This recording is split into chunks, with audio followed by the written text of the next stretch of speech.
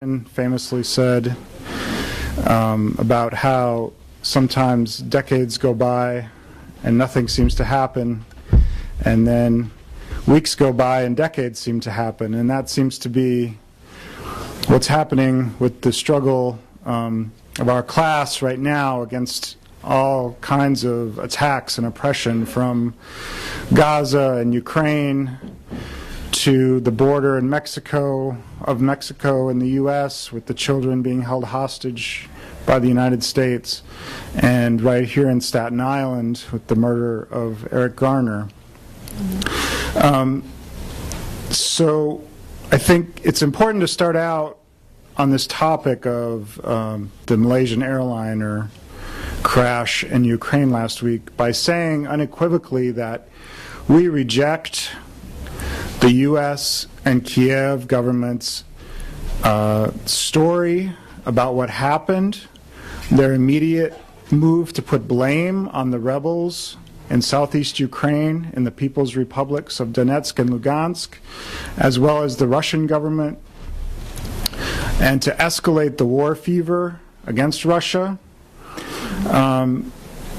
In fact, you know, we've said in the Workers' World Statement issued right afterward, and also in other writings since then, you know, we don't have any special information that's not available to others, but that you know, we need to counter the narrative and point out that there's no logical reason why the rebels or Russia would target an airliner in this situation. On the contrary, it goes against everything that they've been trying to do to break their isolation and expose the U.S. and the Kiev government's role in massive civilian crimes against civilians in southeast Ukraine.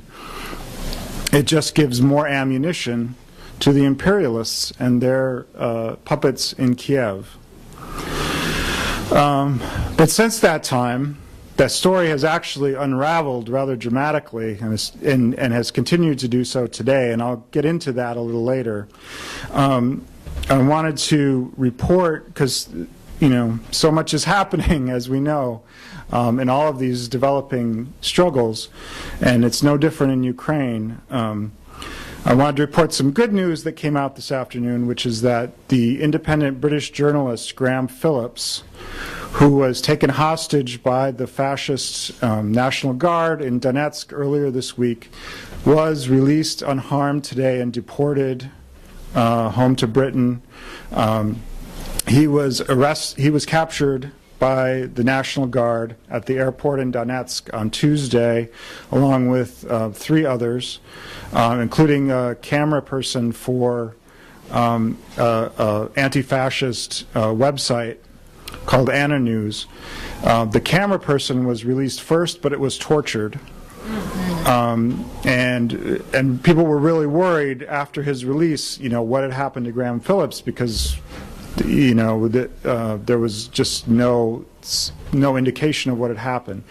But probably because he was British, of his British citizenship, he was released unharmed. He's banned for 3 years from entering Ukraine. He had been kicked out of Ukraine a couple of months ago by the regime also.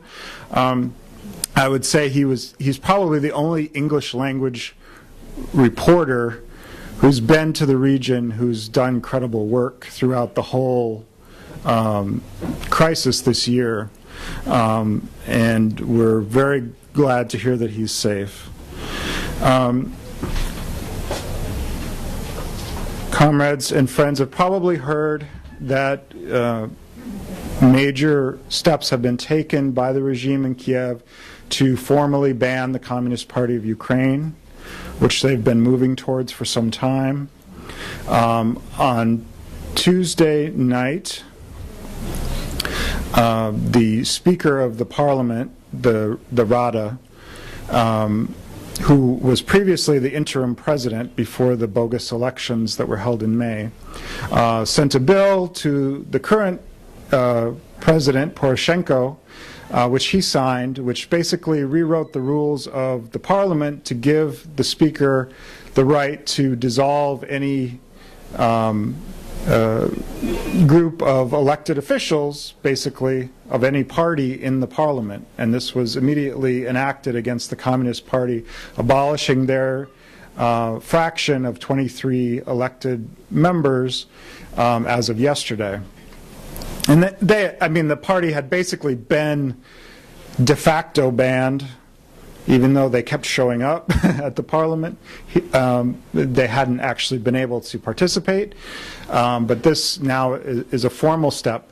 And also yesterday, court proceedings began to ban the Communist Party, period, throughout the country. And that is expected to move forward in August. And we have a statement that Workers' World issued this morning. It's on the website, condemning the moves to ban the Communist Party. The same time that the president of Ukraine was signing this bill, this profoundly anti-democratic measure, in Donetsk, the National Guard had kidnapped, tortured, and murdered a 58-year-old Communist Party activist. His name was Vyacheslav Kovshin. He was the secretary of a local party chapter in the village of Glinsky in Donetsk. And this is his picture, which I got today from a comrade who attended his funeral. They were... It's an interesting thing because, the picture is kind of old and blurry, and she said that, she was taking a picture with her cell phone of photos that were arrayed on the casket. And, she said, sorry that this is such a, not such a great photo, but there really weren't any, up-to-date kind of photos. It gives you a sense of what this person was about as a working class leader in this area of Donbass, an industrial and mining area that's really been devastated by the privatization since the collapse of the Soviet Union and the independence, so-called independence of Ukraine in 1991. This was someone, obviously, who's with limited technological access in an area with limited technological access, not someone who is taking selfies at demos and things like that, like we're used to these days. But I wanted to bring it and share it with comrades to put a human face on what's happening there, because just like in Gaza, it's real living people and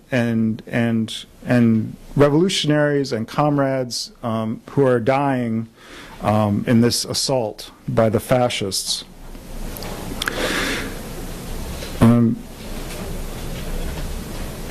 So when the airliner went down last Thursday, within hours, the story had come out from Kiev blaming Russia and the rebels. And at first there wasn't really a differentiation. It was like, well, did Russia shoot it down? Did they give weapons to the rebels? Within a day, the line had been set for bourgeois public opinion worldwide that it was weapons supplied by Russia to the rebels who had shot down the plane. And as to a motive, it was revenge for sanctions against Russia or something along that line. Within 24 hours of the plane going down, President Obama had made a statement officially, endorsing this position, saying Russia was to blame and the rebels had shot down the plane. And Cameron and Britain, so on, they all chimed in on this. Even though no investigation had happened, no one had arrived at the crash scene yet.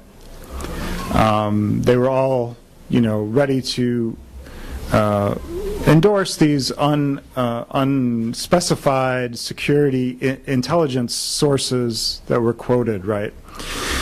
The fix was in, and, probably for the next 20 years, we'll all be hearing about how Russia and the rebels were responsible, no matter what facts come out. But the facts are starting to come out relatively quickly, and that's good because it puts the imperialists on the defensive. It puts the fascists on the defensive. It was alleged that the rebels had shot down the plane with something called a Buck anti-aircraft battery that they had gotten supposedly had gotten the system from Russia. A Buck is a huge, sophisticated piece of equipment, and one battery does not operate by itself. It requires a whole big system of batteries, as well as auxiliary systems, which immediately cast doubt on the story that was coming out of Washington and Kiev, because the sophistication required of this sort of ragtag volunteer people's militia and the equipment, the ability to run the equipment, there was no previous intelligence reports that would indicate that was even possible. The rebels were known to have captured one Buck battery from the Ukrainian army. They actually paraded it through Donetsk at a demonstration, but to operate it by itself without all the attendant equipment, it just didn't make sense. It also didn't make sense that the U.S. could not provide any satellite photography showing that these huge batteries had come across the border from Russia. However, the Ukrainian army did have an active Buck system in the region. Why? Since the People's Militia of Donetsk and Lugansk has no air force, would they have it there is a big question that still has not been answered. The Ukrainian authorities issued some very amateurish evidence, such as an audio recording alleging to be the militia leaders in one area bragging about having shot down the plane.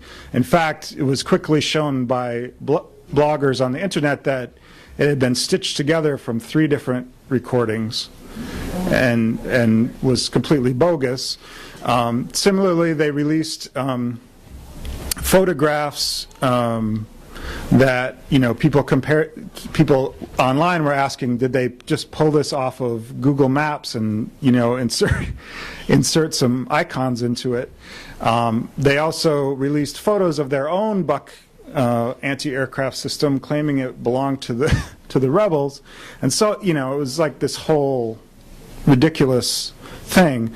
Meanwhile, though, the headlines around the world, and if you happen to look at the Daily News and the Post here in New York, or the British tabloids over the last week, every day it's like, Vlad killed my child, Putin's thugs, shoot down plane. It's like no attempt to reflect what's actually coming out.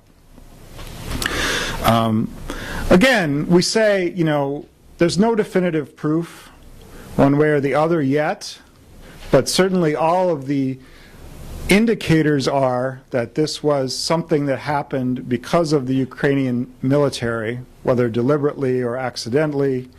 The latest story released today is that someone in the Ukrainian military, an unnamed source, has apparently said, well, it could have been an accidental result of war games that we were conducting in the region, which is a pretty big admission.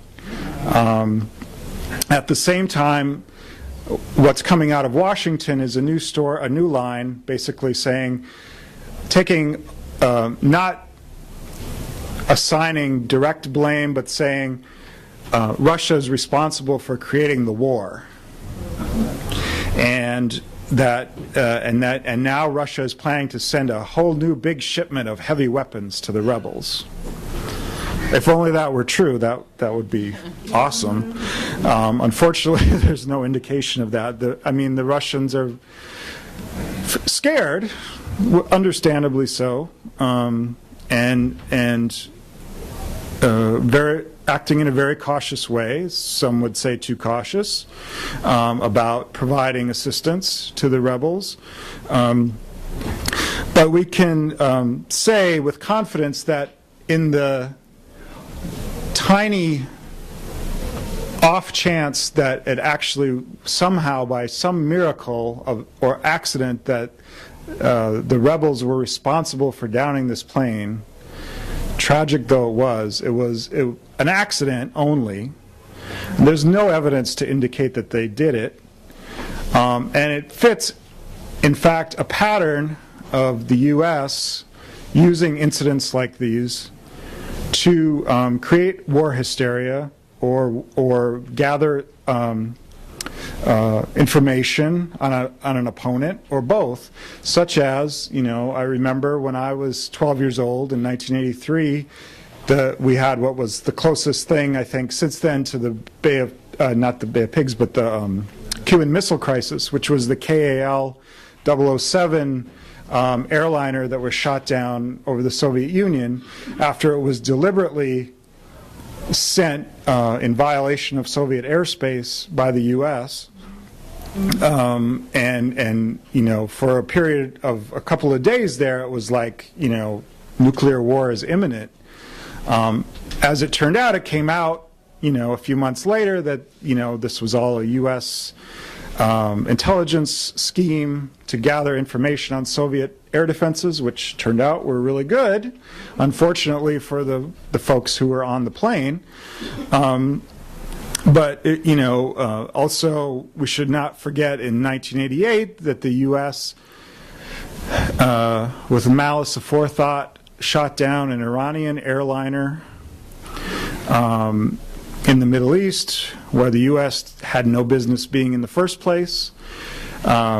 George H.W. Bush, who was the vice president and then running for president, pointedly said, "I will not apologize for the United States, no matter what the facts are." So this, and also most people don't know, but in 2001, Ukraine actually shot down a Russian airliner by mistake, killing all aboard.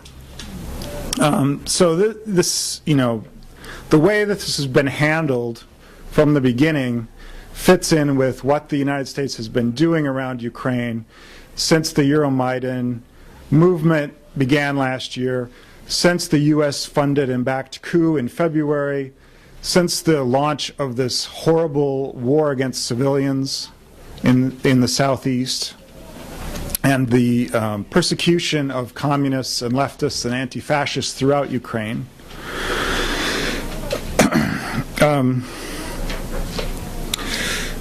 It's worth what we have a couple minutes. I just want to go over some other developments that are closely related to the plane, because this is all unfolding very quickly right in front of us. In May and June, the most right-wing grouping of oligarchs in Ukraine, who are grouped around this guy, Igor Kolomoisky, in the city of Dnepropetrovsk, basically set up their own kind of enclave to harbor the right sector and other fascist militias and things like that. And it's widely believed that they were responsible for the massacre in Odessa, for sending the shock troops that carried out the fascist burning down of the House of Trade Unions on May 2nd, killing over 40 people inside. And they've been in tension with Poroshenko and some of the other elements in Kiev. There's been a struggle within the coup regime. And a lot of the fascists in Kiev and outside of Kiev are very unhappy with all of the setbacks militarily since Poroshenko took over. Of course, their own shock troops are on the front lines, so why they're criticizing him is a question. They themselves are open to criticism for that. There was, in June, reportedly, negotiations behind the scenes among some of the more moderate elements in Donetsk with the oligarch Rinat Akhmatov, who is from Donetsk, and some elements of the government in Moscow to try to come up with a compromise that would basically undermine the independence of Donetsk, but find some accommodation with the junta in Kiev that would prevent or that would take the pressure off from the war. This compromise was not agreed to by the majority of the leadership in Donetsk, and it was reportedly, this comes from a reliable communist military analyst in Ukraine. We can't confirm it, but I think it's important context, is that when the Donetsk militia under Igor Strelkov withdrew from the city of Slavyansk on July 4th, around July 4th, and retreated to Donetsk, refusing to sort of be captured and surrounded and decimated, that put the kibosh on this agreement, because the more militant sector in Donetsk was strengthened by Strelkov's and the militia's return.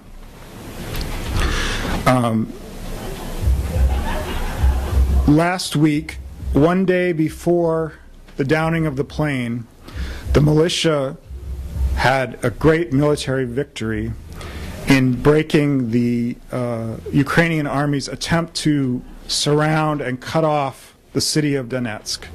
They pushed them back into a small area near the Russian border where they had only the option to retreat or be captured, and they retreated. The next day, the plane was shot down.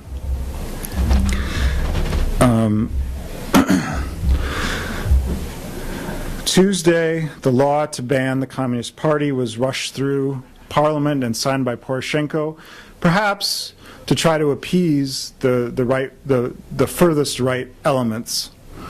But yesterday, the fascist party Svoboda and its ally UDAR withdrew from the government coalition, basically leaving the parliament hung and unable to pass any further legislation until a new government is formed.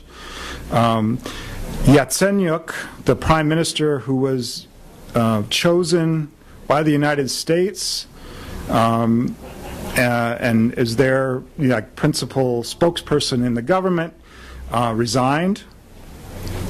And so this situation is kind of unfolding as we speak. But I think we have to put the plane crash in this context of this crisis within the ruling regime in Kiev, a military crisis, a political crisis, and underlying it all, the oncoming economic crisis as Ukraine starts to implement the IMF austerity plan forced on it by the EU and the US, and faces a real crisis coming in just a few months when the cold weather starts to set in, and they no longer have cheap Russian fuel on easy credit. From now on, Russia's demanding payment up front for any fuel, and this is going to create a real deep crisis for working people in Ukraine, but also for the regime. I just wanted to say, finally, that our comrades from Borotba are active, doing what they can, where they can. As we've spoken about here before, many of them were forced to leave the cities that they were working in the southeast and retreat to Donetsk and Crimea under threat of arrest or execution. But we're heartened by the news that there